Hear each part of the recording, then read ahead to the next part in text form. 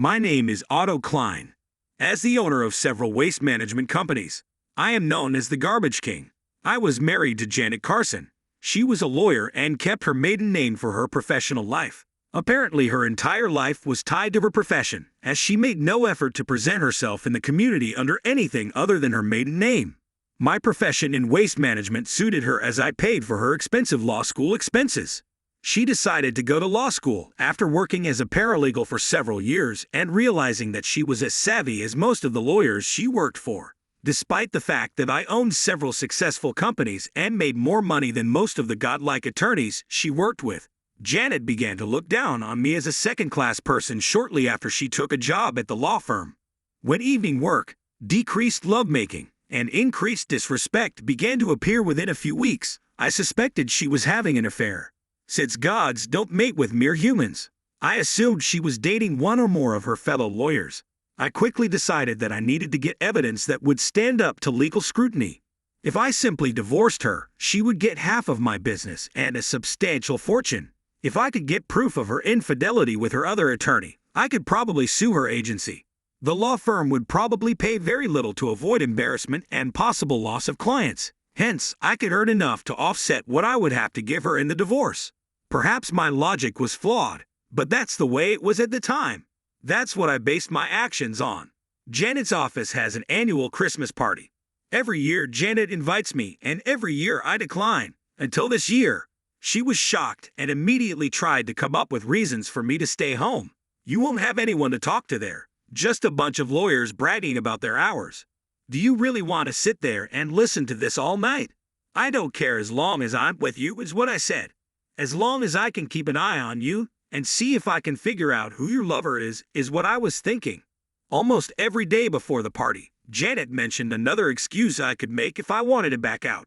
I didn't buy it. I told her I was looking forward to going to the party. Even as she was getting ready for the gala, she tried one last time. I hate to see you having a bad time. Are you sure you want to go? Yes, dear.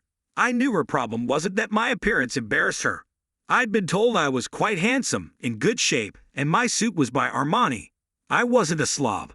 I was just working with trash. She didn't like it when I told her she was doing it too. We arrived at the party with a second wave of people trying to be fashionably late. Most of the tables were already taken, but we soon found one near the dance floor with only one couple settled in so far. We took our seats and I offered to bring drinks for Janet and myself.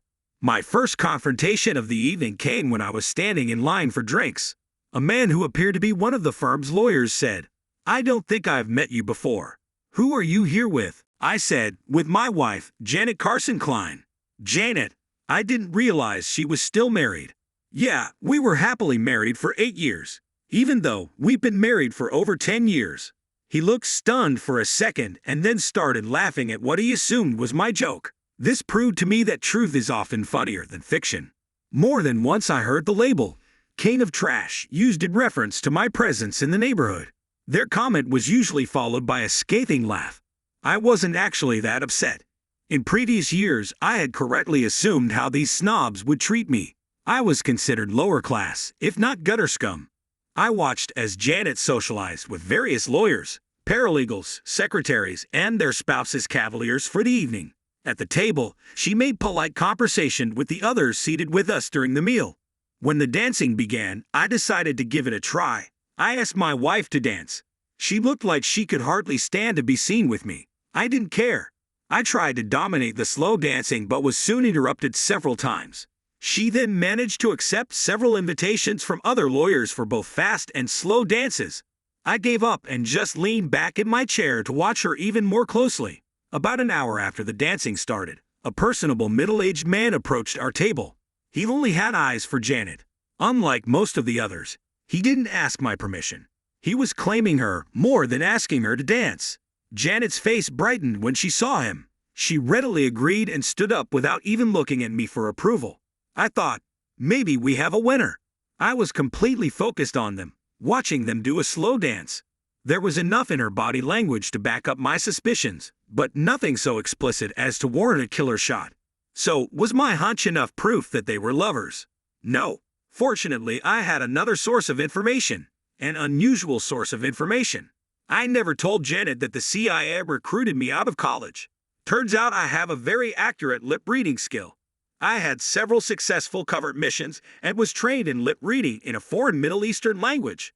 However, my stay at the CIA didn't last long as one of those infamous whistleblowers blew my cover along with everyone else in my department. I wasn't interested in desk work, so I quit the CIA. I got up and stood so I could see what Janet was saying to her dance partner. Most of the time, I couldn't see his face from the front. This is what I saw. Janet, did you get a room for tonight? Him. Number 322.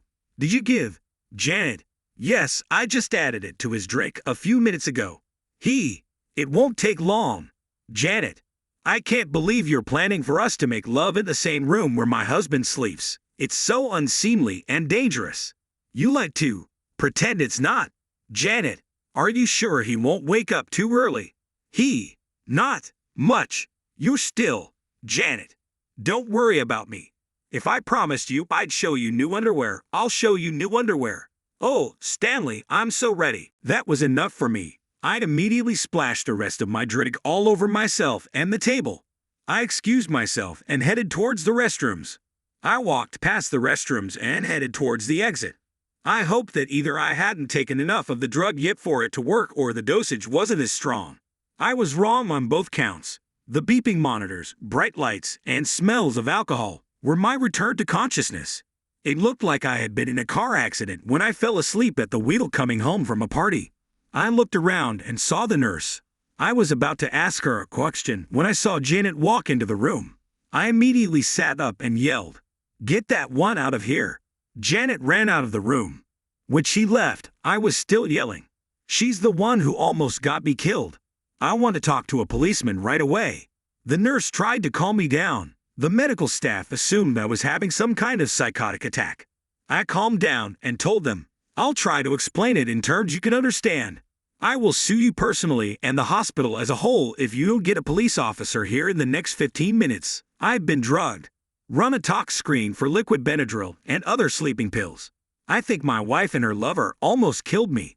I'd exaggerated what I knew about the situation, but it worked. Within 15 minutes, a police officer was taking a statement from me that I overheard my wife and her lover talking about drugging me and taking my body somewhere so they could make love. I didn't mention what I heard by lip reading. I figured the drug use and attempted kidnapping should trigger some sort of action. I was told that after I was discharged from the hospital, I needed to come to the police station to write an affidavit of complaint. I told them I would do so unless they kidnapped me or killed me when I got out of the hospital. The officer didn't seem particularly concerned about my safety. While I was waiting to be discharged, a nurse came in to give me the results of the toxicology study. I had been drugged, big time. In fact, judging by the amount of drugs I had in my system, if I drank a full glass, it would probably kill me. The hospital staff had already reported it to the police. It was the first time I heard the phrase attempted murder. Soon a police officer showed up at my door, and the second officer who questioned me was more serious in his questions. The next day, when I was discharged, I went to my home. A police car drove by my house regularly, however, I was in no danger. Janet was not in our house, only all of her belongings were there. I learned that Janet had been arrested earlier at our house. She and her lover had come here hoping to convince me not to inform the law firm of their planned date at the hotel. That was the only crime they thought they had committed. However, she and Stanley were charged with attempted murder. I imagined she fainted upon hearing the charge when the police handcuffed her. Both attorneys, predictably, refused to appear without the other attorney. The district attorney wanted to try the cases separately. He thought that if Janet saw that she was about to be convicted, she would testify against Stanley Proust, her lover and a junior partner in the firm. The district attorney was not successful. The two cases were intertwined, so they would be tried together. Janet tried to talk to me before trial. She left messages saying she was innocent of trying to kill me. I guess she didn't think cheating on me mattered since she didn't bother to apologize for it. I ignored the rest of her messages. I quickly withdrew all funds from our joint accounts and cut all other financial umbilical cords to which she was tied. Her father had to pay her lawyer until her lawyer eventually forced me to give her half back. At their trial, the toxicology report of the drugs in my system was the main evidence. There was a forensic chemist expert on poisoning, sleeping pills, and date rape drugs, who reported the scientific name of the drug I had been given and the danger I would be in if I drank the entire amount. I was the primary witness. Lip reading accuracy, especially my ability to read lips, was a major issue for the defense regarding my testimony. How could I be so sure of what I saw? Most lip readers operate at just above 50% accuracy. I had several CIA employees testify that my knowledge was above average. I even gave a demonstration in court. The defense attorney then tried to offer an alternative theory of what had happened, claiming that I had actually drugged myself to accuse my wife and her lover of attempted murder. If I was found guilty, I was sure I would get all the assets in the divorce plus a nice settlement on the lawsuit against the law firm. Truth be told, I wish I was capable of that kind of trickery. The judge was not impressed by the way I expressed in open court how silly I thought the defense attorney's claim was. When it was the defense's turn, neither Janet nor Stanley testified. They asked another forensic chemist to testify that the drug probably wouldn't have killed me. They asked a sign language expert to testify to the general inaccuracy of lip reading. I loved it when my lawyer asked him if some lip readers were more accurate than others. He said, "Absolutely." He was then asked if he had ever seen me to determine how accurate I was. He had to admit that he hadn't. The only other witness was a police officer, Skaskins, who interviewed the people sitting at our table at the party. He testified that no one at the table reported seeing my wife put anything in my drink. The defense insisted. Defense conclusion: no one saw Stanley give Janet any powder. No one saw Janet put anything in my drink. There was no evidence that I didn't do it myself. As soon as the policeman finished testifying, the elderly lady on the gallery continued to try to get the attention of the DA. This was causing interruptions, so the DA sent an assistant to see what she was so upset about. The assistant rushed back and said, "Call a recess." The DA asked for and received a 15-minute recess as the DA came back to talk to the lady. I happened to glance over at Janet and she seemed horrified to see this woman. She immediately began a tense conversation with her attorney. The district attorney returned after a recess and demanded that the rebuttal witness be allowed to testify. He was asked whose testimony was being rebutted. Police Officer Haskins. Janet prompted her attorney to speak. "Your Honor, I ask for one more recess, during which I will present an amendment to my client's statement." Stanley and his attorney went crazy. The word "stupid" was used several times. At the conference, Janet and her attorney stated that she would accept a guilty plea and 3 to 5 years in prison in exchange for testifying against Stanley. The district attorney agreed. The elderly lady told the district attorney that the policeman asked her if she had seen Janet put a stunning powder in my drink.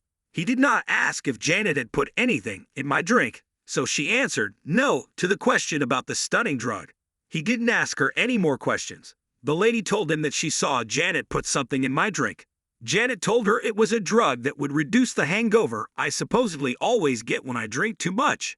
She said no to the fact that it was stunning drugs because she thought it was a hangover cure. It took several more months for Janet to plead guilty and the verdict was announced. Stanley secured a new trial at which Janet appeared as a key witness.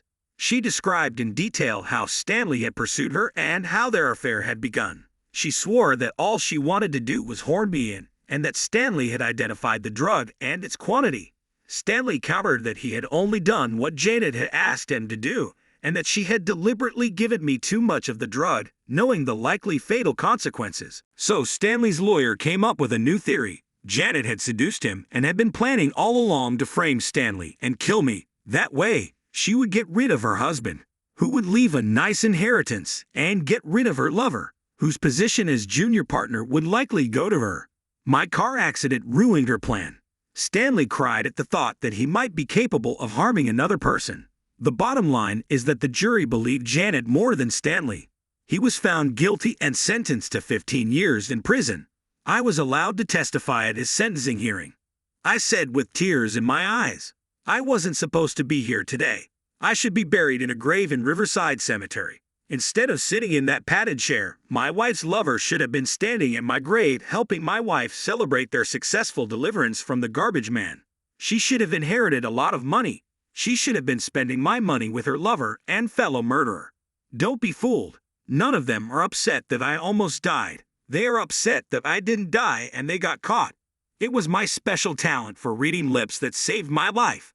I had already drunk about a quarter of the drink that my wife had made with the medicine from her lover when I found out that something had been spiked in it. The amount I actually drank was enough to make me pass out and crash my car into some bushes. If I had crashed into the nearest tree, I probably would have been dead. Tests for drugs in my system showed that if I drank the whole drink, I would have died while my wife and her lover were making love in the same room I was dying in. My wife and her lover say they only intended to drug me and give me horns.